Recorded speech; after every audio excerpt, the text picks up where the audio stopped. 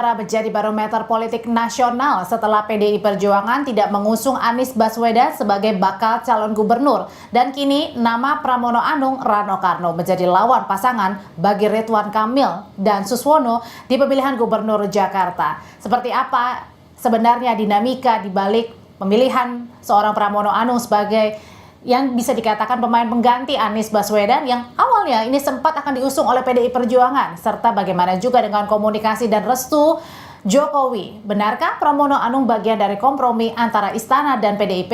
Kita bahas malam hari ini bersama bakal calon gubernur Jakarta, Pramono Anung. Sebelumnya kita juga sudah mencoba mengundang Bacagub Jakarta Ridwan Kamil, tapi yang bersangkutan berhalangan hadir. Malam Mas Pram. Malam, Audrey. Mas Pram, jadi hari ini mau tahu dulu nih kegiatannya hari ini, katanya agendanya internal, katanya tadi sudah foto bareng Bang Rano juga, jadi karena terburu-buru semuanya pencalonan, jadi baru foto berdua nih malam hari ini atau sepanjang hari ini nih? Ya, secara jujur kami sampaikan memang kami kemarin-kemarin itu sama sekali tidak mempersiapkan diri. Tetapi karena sudah menjadi keputusan dan kami sudah mendaftar, sekarang ini segala sesuatu sudah kita persiapkan. Bahkan besok saya dan Bang Dul akan tes kesehatan yang pertama, karena kita yang mendaftar yang pertama. Sehingga dengan demikian walaupun nggak pakai deklarasi, kita langsung mencalonkan. Kita adalah yang pertama mencalonkan dan sekaligus pertama cek kesehatan.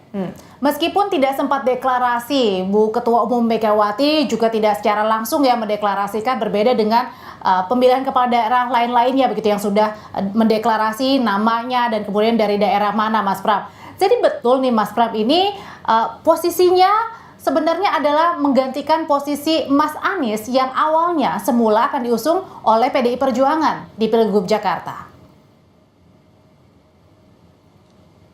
Di PDI Perjuangan sebelum ada keputusan, itu bukan keputusan. Jadi Pramono Anung bukan pemain pengganti. Pramono Anung adalah pemain utama yang dicalonkan oleh Ibu Mega untuk maju di Pilkada DKI Jakarta.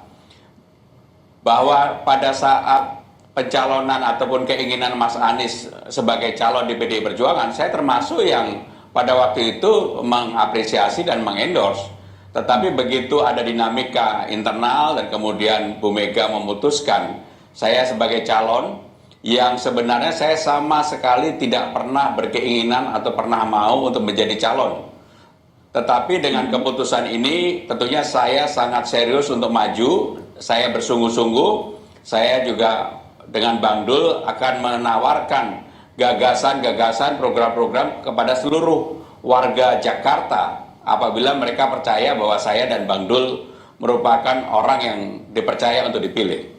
Meskipun juga Mas Pram ini berkali-kali juga bilang awalnya menolak ya pada saat Bu Ketua Umum Megawati Soekarno Putri menawarkan untuk posisi Bacagub Jakarta. Saya menolak dari awal dan ketika pada hari Senin jam 1 saya dipanggil oleh Ibu Ketua Umum, saya juga menyampaikan bahwa saya tidak bersedia. Kemudian ada perdebatan panjang lah sampai dengan hari Selasa, saya juga masih menolak. Tetapi kemudian pada hari Selasa jam 7 setelah saya duduk, saya renung karena jarang sekali Ibu Ketua Umum, Ibu Mega itu memutuskan untuk hal yang krusial melalui mekanisme yang seperti ini. Walaupun secara jujur, Audrey, saya sama sekali tidak pernah berniat untuk mencalonkan. Mas Pram, kalau tidak pernah berniat mencalonkan, kemudian juga rasa-rasanya dinamikanya sangat kerasa sekali, bukan hanya di internal, tapi sampai dirasakan juga di masyarakat. Bahkan ada sampai sekarang mungkin masih ada yang banyak mempertanyakan kenapa Mas Pramono Anung yang dipilih begitu. Tapi ada yang menduga, benarkah dipilihnya seorang Pramono Anung sebagai bakal calon gubernur Jakarta ini merupakan bentuk kompromi dari PDI Perjuangan untuk bisa menjembatani antara PDIP agar bisa masuk ke koalisi pemerintahannya Prabowo Gibran? Ya, secara jujur saya harus menyampaikan, saya termasuk politisi yang sudah sangat senior. Jam terbang saya panjang sekali dan selama ini memang saya ditugasi oleh Ibu Mega untuk berkomunikasi baik dengan dulu pada pemerintahan Pak SBY, pemerintahan Pak Jokowi, maupun dengan pemerintahan Pak Prabowo. Tetapi untuk koalisi dan sebagainya, itu kewenangan sepenuhnya ketua umum dan juga partai. Sehingga saya tidak mau berandai-andai. Tetapi bahwa saya bisa berkomunikasi dengan seluruh pihak, itu ya merupakan tugas dan tanggung jawab yang saya emban selama ini. Sehingga dengan demikian saya setuju 1000% dengan apa yang disampaikan oleh Mbak Puan, bahwa pencalonan saya adalah kewenangan sepenuhnya Ibu Megawati Soekarno Putri. Memang kewenangan dari seorang ketua umum, Bu Megawati Soekarno Putri, tapi tidak terelakkan juga Mas Pram ketika Mas Pram ini 10 tahun bersama pemerintahan Pak Joko Widodo, 5 tahun terakhir juga bersama Pak Prabowo Subianto menjadi Menteri Pertahanan, maksudnya bersama-sama menjadi Menteri begitu. Nah artinya ada faktor kedekatan-kedekatan ini yang kemudian mungkin saja menjadi faktor pertimbangan besar kenapa Mas Pramono Anung yang dipilih, bukannya nama Mas Anies, nama Mas Ahok juga yang masih jadi kader PDI Perjuangan. Ya, yang pertama, yang paling utama memang saya sebagai pembantu presiden, tentunya apalagi saya sebagai sekretaris kabinet yang tugasnya adalah mengkoordinasikan presiden sebagai kepala pemerintahan dan sidang-sidang kabinet dan sebagainya. Pasti saya dekat sekali dengan presiden, saya juga dekat dengan Pak Prabowo, saya juga dekat dengan para menteri yang lainnya. Itu merupakan bagian dari tugas yang saya emban sehari-hari. Jadi saya tidak bisa menafikan itu. Bahkan secara profesional saya harus mengatakan, 2 orang yang saya komunikasikan sebelum saya memutuskan untuk maju, yang pertama tentunya istri saya sebagai keluarga, tetapi kan saya juga harus bicara dengan presiden. Karena presiden merupakan atasan saya sebagai pembantu presiden. Itulah yang norma yang harus dibangun. Tetapi sekali lagi bahwa kewenangan keputusan mencalonkan sepenuhnya oleh partai dan oleh Ibu Ketua Umum, Ibu Megawati. Mas Pram, yang menarik juga pernyataan dari Pak Jokowi ketika Mas Pram meminta izin untuk pencalonan sebagai Bacakub Jakarta. Ini katanya Pak Jokowi sampai tertawa terbahak-bahak. Ini kalau kita lihat sebenarnya maknanya tertawa terbahak-bahak karena yang pertama tidak menyangka Mas Pram akan maju, atau kedua karena PDIP tidak jadi mengusung Anies Baswedan. Beliau tertawa yang pertama karena memang pada waktu itu sempat ada keinginan untuk mencalonkan Pak Basuki Menteri PUPR. Ketika Pak Basuki tidak bersedia dan kemudian Sekjen Partai PDI Perjuangan, Pak Hasto ke publik menyampaikan bahwa Pramono Anung kemungkinan akan diusung di DKI Jakarta. Ketika itulah saya kemudian ditanya oleh Pak Jokowi, Mas maju aja di DKI Jakarta. Ya karena beliau sebagai presiden dan saya berkomunikasi dari hari ke hari, menurut saya wajar-wajar aja kemudian beliau menyampaikan itu. Dan saya pada waktu itu juga kepada presiden saya menyatakan saya tidak bersedia. Memang saya tidak bersedia. Tetapi kemudian karena Ibu Mega memutuskan, mungkin beliau tertawa karena apa yang dulu pernah disampaikan kepada saya maupun Pak Basuki itu menjadi kenyataan. Bahkan kepada Pak Basuki pada waktu itu secara langsung saya bawa kepada Ibu Mega untuk apakah Ibu berkenan atau tidak. Pak Basuki tetap di hadapan Ibu menyampaikan tidak berkenan, tidak mau. Mas Pram, tapi Anda sekarang kan sudah Bacagub ya, besok akan menjalani tes kesehatan dan rangkaian sebagainya. Nah, kalau jadi sebagai bakal calon, akhirnya nanti disahkan menjadi calon gubernur dan juga calon wakil gubernur bersama Bang Dul, ada rasa was-was deg-degan nggak? Ini PDI Perjuangan maju sendirian nih di Jakarta, koalisinya melawan gemuk, nggak main-main. Lalu kemudian di sana juga ada Kang Emil bisa merangkul milenial Gen Z.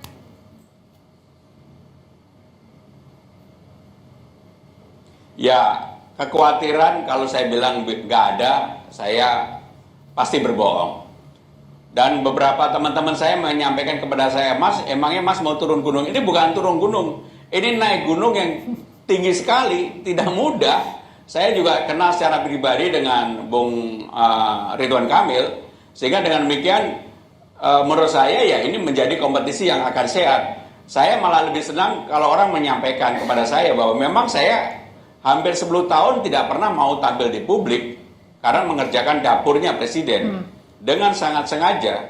Tetapi dengan penugasan ini, dengan amanah ini, saya akan tampil di publik dan saya juga secara langsung akan berkomunikasi dengan Gen Z, menawarkan alternatif Karena yang menjadi kunci saya selama ini adalah karena kerja keras. Saya selama ini bekerja dengan sungguh-sungguh dan bekerja keras untuk membangun kepercayaan siapapun, termasuk kepada Gen Z. Tapi kerja kerasnya ini mungkin saja lebih banyak di belakang layar ya Mas Pram ya, dan kemudian Mas Pram juga jarang tampil ke publik. Nah, pertanyaan besarnya adalah gimana strateginya seorang Mas Pramono Anung ini melawan berhadapan apple to apple dengan Kang Emil yang sebelumnya adalah gubernur Jawa Barat, pernah menjabat juga sebagai wali kota Bandung, yang rasanya sudah familiar sekali untuk tampil ke publik, berbicara dengan anak-anak muda. Yang pertama, yang paling utama, Jakarta ini pemilihnya adalah sangat rasional. Mereka pasti akan memilih orang yang akan bisa menjalankan undang-undang yang baru, yaitu Undang-Undang Nomor 2 tahun 2024. Jakarta sebagai basis perekonomian nasional dan sebagai kota global harus bisa diwujudkan. Dan saya yakin Gen Z ini adalah, kebetulan anak saya juga Gen Z. Pertanyaan juga diajukan kepada saya, apa yang akan dilakukan Bapak untuk bisa menarik itu? Saya tentunya sudah punya kiat-kiat, rumus-rumus, dan kebetulan saya dengan anak saya selama ini bersama-sama. Saya kalau anak saya nonton BTS, nonton Peggy Goo, saya juga ikut nonton. Karena itu juga menjadikan saya berwawasan yang lebih luas. Dan saya juga ikut jigrak-jigrak. Dengan Peggy Goo pun saya juga familiar. Oke, Mas Pram, ini yang juga menarik pada saat kemarin Anda resmi mendaftar ke KPU Jakarta adalah adanya seorang Basuki Cahayapurnama di tengah-tengah Mas Pram dan juga Mas Rano.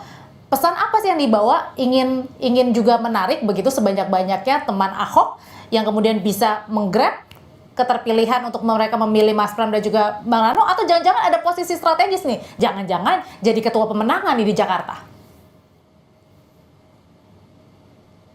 Jadi kalau kita lihat berdasarkan hasil survei yang ada, mungkin Pramono Anung nomor 100. Nomor 1 Anies Baswedan, nomor 2 Ahok, nomor 3 Ridwan Kamil. Pramono Anung memang nggak ada dalam survei, dan saya mengakui itu karena memang nggak ada. Tetapi kenapa kemudian Ahok tampil? Pertama, Ahok ini DPP partai. Yang kedua, dia punya pengalaman sebagai mantan gubernur DKI. Dan dia masih memiliki pendukung yang cukup loyal. Sehingga dengan demikian, dengan keberadaan Pak Ahok adalah bagian dari menunjukkan kepada publik PDI Perjuangan untuk pencalonan ini sangat solid. Termasuk kemudian hadir Ibu Risma, ketua DPP yang lainnya, DPD-nya lengkap. PDI yang saya sampaikan ternyata bukan hanya PDI Perjuangan, masyarakat juga akan hadir, kelompok-kelompok yang saya nggak kenal juga hadir. Dan itu saya terkejut sekali. Oke. Mas Pram, pertanyaan selanjutnya adalah dicalonkan sendiri di PDI Perjuangan, satu-satunya partai politik. Sudah izin sowan ke Pak Jokowi, tapi kemudian terpilih atau nanti pada saat berkontestasi juga harus pesannya dari Pak Prabowo dan juga Pak Jokowi adalah dan nafas-nafasnya ini untuk masing-masing kepala daerah harus senafas dengan pemerintahan pusat. Tapi satu sisi kita tahu juga PDI Perjuangan memang belum memutuskan, tapi apakah menjadi oposisi atau kawan dari koalisi pemerintahan Prabowo Gibran. Apakah ini juga bisa dibilang menjadi jembatan yang halus nih untuk nanti di pemerintahannya Prabowo Gibran? Nanti Mas Pramono Anung akan menjawab, tetapi kita dengarkan dulu kumandang azan maghrib bagi wilayah Jakarta dan juga sekitarnya.